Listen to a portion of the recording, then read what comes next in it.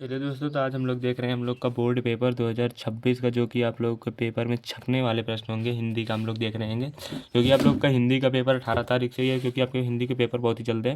तो आप लोग इसे देख लीजिए। कक्षा 10 का पूर्णांक हम लोग का 70 पूर्णांक है, और कोड हम लोगों का है 824, AB 931 है। तो आप लोग को यहाँ पर दिख नहीं रहा होगा। चलिए हम लोग आगे देखते हैं वीडियो को, हम लोग देखते हैं प्रश्नों को। आप लोग वीडियो को लाइक कर दें और चैनल को सब्सक्राइब कर लें। चलिए हम लोग आगे बढ़ते हैं। चलिए दोस्तों, तो हम लोग देख रहे हैं पहले नंबर अपने प्रश्न को। किसमें दे रखा है? निम्नलिखित में से कोई एक कथन सही है, उसे पहचान कर लिखिए। ये तो आपको पूरा पढ़ना ही पड़ेगा। भारतीय हरिश्चंद्र आलोचना साहित्य के जनक माने जाते हैं। नहीं, आलोचना इन्होंने नहीं ज़्यादा की है, इसलिए आलोचना साहित्य के जनक ये नहीं माने जाते। आचार्य रामचंद्र शुक्ल प्रसिद्ध निबंधकार हैं। हाँ, ये तो सही है। ये तो आपसे 100% है। पूछेगा कि ये बताइए, 4 ऑप्शन दे देगा कि इनमें से कौन प्रमुख निबंधकार है। तो आप लोग को आचार्य रामचंद्र शुक्ल जी को लिखना है। देखिए यहाँ पर मित्रता निबंध के लेखक राय कृष्ण है। नहीं, आचार्य रामचंद्र शुक्ल जी हैं। ये गलत हो गया आपका। गुनाहों के देवता के रचनाकार मुंशी प्रेमचंद्र गुनाहों के देवता के, ये नहीं है। गुनाहों के देवता के रचनाकार दूसरे हैं। चलिए, घुमक्कड़ शास्त्र के लेखक कौन है? घुमक्कड़ शास्त्र के लेखक, जैसे कि आप लोग को पता होगा कि राहुल संकृत्यान जी जो हमारे हैं, ये घुमक्कड़ शास्त्र के लेखक हैं। पंचांग दर्शन के रचनाकार हैं। पंचांग दर्शन जो हम लोगों का है, उसके रचनाकार कौन है? तो मथुरा नाथ शुक्ल जी हैं, पंचांग दर्शन के लेखक। आप लोग इन सारे सारे प्रश्नों को देखिए बहुत ध्यान से, और इन्हें अपने कॉपी में उतारिए। पानी में चंदा और चांद पर आदमी के लेखक कौन है? पानी में चांद और चांद पर आदमी। तो आप लोग को यहाँ पर चंदा लिख दिया, चांद पर था। तो चलिए हम लोग देखते हैं कि इसका कौन है। तो हम लोग को जयप्रकाश भारती जो है, आप लोग को जयप्रकाश भारती ना देकर वहाँ पर भारती भी दे सकते हैं। तो आप लोग याद कर लीजिएगा, भारती और जयप्रकाश भारती दोनों को आप लोग को पूरा नाम इनका याद रखना है। जयप्रकाश भारती, कभी कभी भारती देकर पूछ लेता है, कभी कभी जयप्रकाश देकर पूछ लेता है। तो आप लोग को इसके लिए तैयार रहना है। हिंदी की प्रथम कहानी कौन सी है? हिंदी की प्रथम कहानी जो हम लोगों की है, कि वो हम लोग की प्रथम कहानी हो जाती है इंदुमती, जो है हम लोग की हिंदी की प्रथम कहानी है। और हिंदी का प्रथम उपन्यास आप लोग कमेंट करके मुझे बताएंगे कि कौन सा है। अंजलि काव्य के रचयिता हैं। अंजलि काव्य के रचयिता कौन है? तो हम लोग के जो अंजलि काव्य के रचयिता जो है ना, राम कुमार वर्मा जी हैं। इनकी रचनाएं आप लोग को जरूर पढ़ के जानी है, राम कुमार वर्मा जी के, क्योंकि इसमें ये बहुत ज़्यादा पॉपुलर हो रहे हैं। इसलिए आप लोग को इनकी रचनाएं पढ़ के जाना होगा। हरी घास पर क्षण भर के रचनाकार हैं। हरी घास पर क्षण भर जो है, इसके रचनाकार कौन है? तो हरी घास पर क्षण भर के रचनाकार हम लोग के अज्ञे जी हैं। आप लोग को अज्ञे जी को तो बिल्कुल भी नहीं भूलना है। इनके एक भी ऐसे नहीं होंगे रचनाएं जिनको आप लोग बिना पढ़े जाइएगा। आप लोग 100% इनकी रचनाएं जितनी भी हैं, सारे के सारे पढ़ के जाएंगे। चलिए हम लोग देखते हैं। साकेत के रचनाकार कौन है? जयशंकर प्रसाद नहीं, दिनकर नहीं, भगवती चरण वर्मा नहीं, मैथिली शरण गुप्त जी हैं इनके। चलिए अब हम देखते हैं प्रश्न नंबर ये। पशु परशुराम की प्रतिज्ञा के रचयिता हैं। परशुराम की जो प्रतिज्ञा है, उसके रचयिता कौन है? तो हम लोग के जो परशुराम के हैं, वो रामधारी सिंह दिनकर जी हैं। ये प्रश्न बहुत बहुत इंपॉर्टेंट है। आप लोगों को एक भी प्रश्नों को छोड़ना नहीं है, क्योंकि ये सारे के सारे प्रश्न आपको मैं दिखाऊंगा जिस दिन पेपर हो जाएगा, उसके अगले दिन की आप लोग देखिए, यहीं से सारे के सारे प्रश्न आ रहे थे। चलिए, तो हम लोग को दिया दोस्तों कि क्वेश्चन नंबर 10 में कि सूची 1 और सूची 2 का मिलान कीजिए तथा नीचे दिए गए कूट के सही उत्तर का चयन कीजिए। आप लोग को सही उत्तर जो है उसका चयन करना है। तो सूची 1 में कवि दिया है और इसमें युग दिया है। तो हम लोग को देखना होगा कि जो हम लोग का सूर्यकांत त्रिपाठी निराला जी हैं, ये किसके हैं? छायावाद युग के हैं। आप लोग इसको लगाएंगे छायावाद युग के। तो आप लोग को और देखना होगा कि जो हम लोग के अयोध्या सिंह उपाध्याय हरिऔध हैं, हरिऔध करके भी दे देता है, ये द्विवेदी युग के हैं। ये ऑप्शन 3 पे चले गए। और अज्ञे जो हम लोगों के हैं, तो अज्ञे हम लोग के हो जाते हैं, जो प्रयोगवाद है उसके अज्ञे हैं। प्रयोगवाद। अब जो बचा है इसके हो गए केशव दास हो गए रीतकाल के। किस में दिया है ऑप्शन? पहले का 4 किस में दिया है? पहले का 4 केवल एक में दिया है। तो आपका ये राइट आंसर हो गया। हम लोग आगे बढ़ते हैं अब। चलिए हम लोग आगे बढ़ते हैं। चलिए 11 नंबर देखा, हास्य रस का स्थायी भाव होता है। हास्य रस का स्थायी भाव हास होता है। ये तो सारे सारे बच्चों को पता होगा, क्योंकि ये तो कुछ भी नहीं पढ़े हो फिर भी इतना तो पता ही होता है कि हास हास हास दिया तो इसका शोक और भय और रौद्र होगा ही नहीं। तो जो भय होता है, ये शोक जो होता है ये करुण का होता है, भय जो होता है ये भी करुण का, रौद्र का। और आपको अब केवल 3 ही पढ़ने ही होते हैं, हास्य रस, करुण रस और वीर रस। तीन तीन रस पढ़ने ही होते हैं।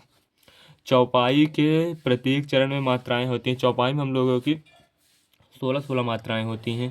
तो ये आपका राइट आंसर होगा कि इसके हर एक चरण जितने भी होते हैं उसमें 16 मात्राएं। पहले था लिखने का आता था जब हम लोग पेपर दे रहे थे, अब ये सारे के सारे बहुविकल्प ही कर दिए हैं। चलिए, रोला छंद में कुल कितने चरण होते हैं?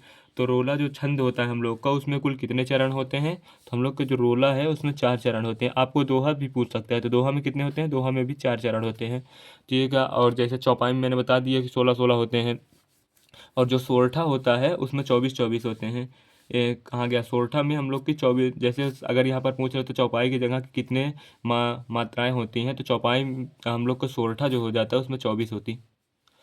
चलिए हम लोग देखते हैं कि आकर्षण शब्द में किस उपसर्ग का प्रयोग किया गया है। आक हम लोग जो है वो आ किया गया कर्षण जो होता है उसमें हम लोग का आ का प्रयोग किया गया, जिससे हम लोग का आकर्षण बन गया। क्योंकि अक तो ऐसे हो ही नहीं सकता, क्योंकि ये मात्रा छोड़ के जा ही नहीं सकता। अकार ये तो होगा ही नहीं, और इसमें मान का कोई वही नहीं है, वी तो हो ही नहीं सकता, इसमें जो आ है वही। आपका कई बार ऑप्शन भी ऐसे दे देता है ना कि आपको 3 ऑप्शन तो मतलब हट ही जाते हैं। तो आप लोग को अगर नहीं भी आ रहा है तो आप लोग ऑप्शन देखिएगा फिर टिक करिएगा, क्योंकि कभी कभी ऑप्शन ऐसे दे दिया जाता है। चलिए हम लोग देखते हैं कि हम लोग का हो गया है। 14 नंबर 15 देखते हैं। शताब्दी में कौन सा समास होता है? शताब्दी में हम लोग का क्या होता है? 100 वर्षों की अवधि जो होती है। तो हम लोग का जो द्विगुणी समास होता है उसमें होता है कि 100। क्वेश्चन नंबर हम लोग का 15 का ये राइट हो जाएगा कि द्विगुणी समास शताब्दी क्यों? कि शताब्दी में द्विगुणी समास इसलिए है क्योंकि एक तो हम लोग का संख्यावाची और दूसरा पद प्रधान होता है। जो शताब्दी में हम लोग को 100 वर्ष होते हैं, तो शताब्दी में हम लोग को लिखते हैं, पहले 100 लिखते हैं फिर वर्ष। वर्ष तो प्रधान है लेकिन 100 जो है वो संख्यावाची है, तो पहला पद संख्यावाची दूसरा पद प्रधान होता है, तो हम लोग उसे द्विगुणी समास कहते हैं। आप लोग को ये माइंड में रखना है। चलिए, रात का तत्सम होगा, तो रात का तत्सम हो जाता है हम लोग का रात्रि। क्वेश्चन नंबर हम लोग का 16 का ए राइट। क्वेश्चन नंबर हम लोग का 17 है कि तद जो है वो स्त्रीलिंग शब्द का पंचमी विभक्त बहुवचन का रूप होगा। ये तो प्रश्न आप लोग को चाहे जैसे भी करके याद ही करना पड़ेगा, क्योंकि ये पूछता ही है, एक नंबर में 100% है कि ये पूछेगा ही पूछेगा। तो अब मुझे तो पता है कि इसका क्या होता है, तो इसका हो जाएगा तभ्याम, क्योंकि 5वें में जो रखता है वो लास्ट में डबल बिंदी लगता ही है। और तत् का पूछा है तो तमाभ्याम, ये तो पहला ही हो गया, ये तो नहीं होगा, ये भी नहीं होगा। चलिए हम लोग बढ़ते हैं आगे, क्वेश्चन नंबर 18 को देखते हैं कि 18 में देखा कि वाक्य हम लोग का पूछा है कि वाक्य का वह भाग जो उद्देश्य के बारे में सूचना देता है कहलाता है। जो उद्देश्य के बारे में हम लोग का सूचना देता है वो हम लोग का क्या कहलाता है? तो हम लोग का विधेय जो होता है वो वही देता है हम लोग का वाक्य के बारे में। चलिए हम लोग क्वेश्चन नंबर 19 को देख रहे हैं। जब वाक्य की क्रिया के लिंग वचन और पुरुष कर्म के लिंग वचन और पुरुष के अनुसार होते हैं तो उसे कहते हैं, तो हम लोग जो कार्मिक प्रयोग कहा जाता है इसे। और हम लोग देखते हैं अब आगे के प्रश्न जो है, हम लोग के आगे भी जो प्रश्न है, क्वेश्चन नंबर हम लोग का 20 दे रखा है यहाँ पर, हम लोग इसे भी देखेंगे। चलिए आप लोग पढ़िए एक बार इसे, क्या है। जिन शब्दों का सॉरी दिख नहीं रहा होगा आप लोगों का। जिन शब्दों का प्रयोग संज्ञा के स्थान पर किया जाता है उन्हें कहते हैं सर्वनाम कहते हैं। जिनका प्रयोग संज्ञा के स्थान पर उन्हें सर्वनाम कहते हैं, और जो संज्ञा की विशेषता बताते हैं उन्हें विशेषण कहा जाता है। तो चलिए हम लोग का हो गया, हम लोग अब आगे बढ़ते हैं और जितने भी प्रश्न हैं इसके और भी देखते हैं। चलिए हम लोग का खंडवा में अब हम लोग देखेंगे कि इसमें हम लोग का जो होता है कि जो लेखक का वो होता है हम लोग का दिया रहता है कि कहानी जो होती है उसे दिया रहता है, पूछता है इसमें इसके लेखक कौन है और इस गद्यांश के लेखक और ये किस पाठ से लिए गए हैं। तो इसमें आप लोग का ये पहला प्रश्न यही होता है। तो यह एक नैतिक और आध्यात्मिक स्रोत है जो अनंत काल से प्रत्यक्ष या अप्रत्यक्ष रूप से संपूर्ण देश में बहता है और कभी कभी मूर्त होकर हमारे सामने आता है। यह हमारे सौभाग्य रहा है कि हमने ऐसे ही मूर्त रूप को अपने बीच चलते फिरते हंसते भी देखा है, और जिसने अमृत की अमृत दिलाकर हमारी सूखी हड्डियों में नई मज्जा डाल हमारे मृतप्राय शरीर में नए प्राण फूंके और मुरझाए हुए दिलों को फिर खुला दिया। वह अमृत तो सत्य और अहिंसा का है जो केवल इसी देश के लिए है। चलिए हम लोग देखते हैं कि अब हम लोग का अब ये जितना दिया है अब हम लोग को इसमें से देखना होगा हम लोग को प्रश्न। तो हम लोग सबसे पहले प्रश्नों को इसके देखेंगे। चलिए हम लोग देख रहे हैं अब इस प्रश्न को। तो और भी आगे दे रखा है, के लिए नहीं आज मानव के जीवन के लिए अत्यंत आवश्यक हो गया है।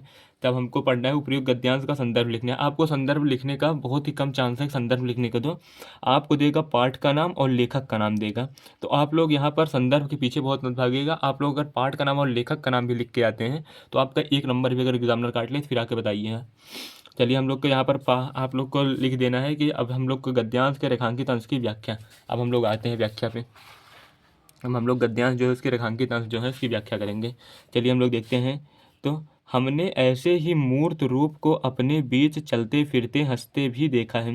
वो किसका कह रहा है कि यह हमारा सौभाग्य है कि हमने ऐसे ही मूर्त रूप को अपने अपने बीच चलते फिरते हंसते भी देखा है। तो इसमें लेखक ये कह रहा है कि हमने उन चीज़ों को देखा है जो ऊपर मतलब बताया गया है कि ये अनंत काल से चलता आ रहा है कि हमने ऐसे ही लोगों को हंसते खेलते चलते फिरते रोते गाते, जीवन में अनेक समस्याएं भी आती हैं खुशियां भी आती हैं, इन सारी चीज़ों को करते हुए देखा है। और जिससे अमृत की स्मृति दिलाकर हमारी सूखी हड्डियों में नई मज्जा डाल हमारे मातृ शरीर में नए प्राण फूंके और मुरझाए हुए दिलों को फिर से खोल दिया। तो कह रहा है कि इससे हमरे अमृत दिल जो हम लोगों का दिल वो है उसको अमृत रूप में वो मतलब लेखक जो है वो कहना चाह रहा है कि उसमें उन्होंने सूखी हुई हड्डियों में नई मज्जा डाल दी कि उनको हम लोगों ने ऐसे देखते हैं ना तो हमारी सूखी हुई हड्डियों में भी नया मतलब एनर्जी आ गया, ऊर्जा आ गया कि जिससे हमें भी कुछ करने की लालसा जगने लगी। मात्र शरीर में नए प्राण फूंक दिए, मतलब लगता है कि जैसे हम लोग मरे पड़े थे उसके आते ही हमारे शरीर में नए प्राण फूंक दिए। और जैसे नए प्राण फूंक दिए मतलब हम फिर से नए हो गए हैं, तो दिलों को फिर से खोल दिया। तो हम लोग का यही हो गया। आप लोग को इसमें कुछ भी नहीं करना होता, थोड़ा बढ़ा चढ़ा कर लिखना होता है बस। आप जैसे मैंने बताया अगर वैसे भी नहीं लिखेंगे, आप अपने मन से भी थोड़ा बहुत बहुत आगे पीछे इस लाइन को भी ऊपर वाली नीचे कर सकते हैं, नीचे वाली ऊपर उतार के अगर आप बीच में कर दिए ना तो आपका नंबर नहीं काटेगा। मानव मात्र के लिए क्या अत्यंत आवश्यक होगा। चलिए मानव मात्र के लिए अत्यंत आवश्यक यही होगा कि देखिए हमारे सामान्यतः यह हमारा सौभाग्य रहा कि कभी कभी मूर्त अपने रूप में बीच में चलते फिरते। यहाँ पर आप लोग को तो नहीं दिख रहा होगा कि हमारे लिए क्या ये बोला है अत्यंत आवश्यक है। तो यहाँ पर जो बोला है ना हम ये जो रेखांकित अंश है आपको 100% एक प्रश्न इससे पूछेगा और इसी में ये भी दे रखा है कि यही बोला है कि हमने ऐसे मूर्त रूप को अपने बीच चलते फिरते भी देखा जिससे अमृत की ये जो जितना मैंने बताया है अभी ये सारे के सारे जो है ना देखिए यहाँ पर लिखा है। फिर आगे चलिए आप पढ़िए। नहीं आज मानव के जीवन के लिए अत्यंत आवश्यक हो गया है। ये जितनी चीज़ें बताए हैं ना ये बोला है कि नहीं आज ये मानव के जीवन के लिए अत्यंत आवश्यक हो गया है। बस आपको यही लिखना है कि इसी में पूछा है कि अत्यंत आवश्यक हो गया है क्या, मानव के लिए क्या अत्यंत आवश्यक हो। जितनी चीज़ें बताई है कि हड्डियों में जान फूंक दी है सारी की सारी चीज़ें यही आप लोग के लिए बहुत ही आवश्यक होता है। चलिए हम लोग आगे बढ़ते हैं। अथवा वाले प्रश्न को आप देखेंगे। अब हम लोग आगे बढ़ते हैं। तो चलिए आप लोग आज इसे ऐसे देख लीजिएगा। हम इसका कल हल संपूर्ण हल दिखाएंगे, तो आप लोग आज इसे देखिए ऐसे और स्क्रीनशॉट लेते चलिए। आप लोगों ने इसका ले लिया होगा। अब आप लोग तीसरे नंबर प्रश्न का भी स्क्रीनशॉट ले लीजिएगा। आप लोगों ने ले लिया है, आप लोग अथवा वाला भी ले लीजिएगा एक बार। आप लोगों ने ले लिया होगा। अब हम चलते हैं आगे बढ़ते हैं। चलिए आप लोग इसका स्क्रीनशॉट ले लीजिएगा। जो जवाहर है ये तो इसका स्क्रीनशॉट मत लीजिएगा आप लोग। ये देखिए यहाँ पर लेखक और इसका अगर आपने अभी तक मेरी वीडियो नहीं देखा, चार रामचंद्र शुक्ल और जयशंकर प्रसाद का मैंने करा रखा है जो कि 100% है कि ये हर पेपर में पूछे ही जाते हैं। तो आप लोग जाकर उस वीडियो को देख लीजिए। बहुत ही सरल शब्दों में बताया कि आप लोगों को कैसे करना होता है और अपने पेपर में कैसे लिखना होता है। तो आप लोग जाकर उस वीडियो को जरूर देखें। और यहाँ पर कवि का है तुलसीदास जी का भी मैंने करा रखा है, किसी चैनल पर पड़ा हुआ है, आप लोग जाकर देख सकते हैं। इस श्लोक तो आपको याद ही करना पड़ेगा। और बेरोजगारी एक अभिशाप है। चलिए हम लोग इसका देख लेंगे। और छात्रवृत्ति के लिए प्रधान पत्र को एक पत्र लिखना होता है। तो ये जो पत्र है ये भी मैंने करा रखा है, तो आप लोग जाकर देख सकते हैं क्योंकि ये हर बार पूछा जाता है छात्रवृत्ति के लिए ही प्रधानाचार्य को पत्र लिखने का। तो चलिए हम लोग पहले बेरोजगारी को देख लेते हैं। चलिए हम लोग इस वीडियो को यहीं समाप्त करते हैं। बेरोजगारी का जो हम सेपरेट अलग से वीडियो डाल देंगे जो कि आप लोग को हर समय देखने के लिए अवेलेबल रहेगा, तो आप आसानी से देख सकते हैं। चलिए वीडियो को लाइक कर दीजिए, चैनल सब्सक्राइब कर लें।